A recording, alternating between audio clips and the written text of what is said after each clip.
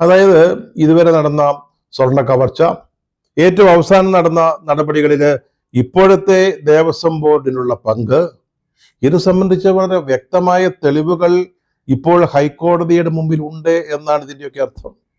ഹൈക്കോടതി അത് പരിശോധിച്ചിട്ടുണ്ട് എന്ന് നമുക്ക് മനസ്സിലാവുകയാണ്.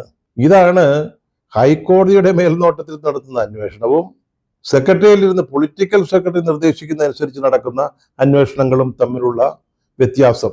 ഓരോ ദിവസവും കഴിയുന്തോറും ചെമ്പങ്ങനെ തെളിഞ്ഞു വരുന്നത് നമുക്ക് മനസ്സിലാവുന്നില്ലേ? അതാണ് വ്യത്യാസം.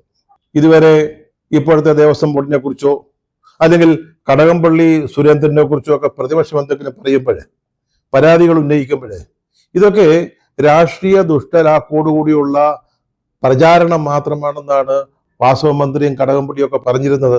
ഇപ്പതാ സംസ്ഥാനത്തെ ഏറ്റവും പ്രധാനപ്പെട്ട കോടതി, പരമോന്നത കോടതി തന്നെ പറഞ്ഞിരിക്കുക, ഗൂഢാലോചന നടന്നിരിക്കുന്നു. 2025 സ്വർണ്ണപ്പാളികൾ പുതുക്കുന്നതുമായി ബന്ധപ്പെട്ട തീരുമാനങ്ങളിൽ ഇപ്പോഴത്തെ ദേവസ്വം ബോർഡിന് പങ്കുണ്ട്. ഇതിനെക്കുറിച്ച് അന്വേഷിക്കണം, കോടതി തന്നെയാണ് പറയുന്നത്. അപ്പോൾ ഈ മന്ത്രിക്കും ഇതുവരെ നിരപരാധി ചമഞ്ഞ് നടന്നിരുന്ന ഇപ്പോഴത്തെ ബോർഡിനും എന്താണ് പറയാനുള്ളത്? ഇതൊക്കെ കാണുമ്പോൾ പഴയ മന്ത്രി കടകംപള്ളി സുരേന്ദ്രനും പത്മകുമാറും അതിനു മുമ്പത്തെ ചെയർമാനും ഒക്കെ വളരെ ഗൂഢമായി ചിരിക്കുന്നത് നമുക്ക് കാണാനും പറ്റുന്നുണ്ട്.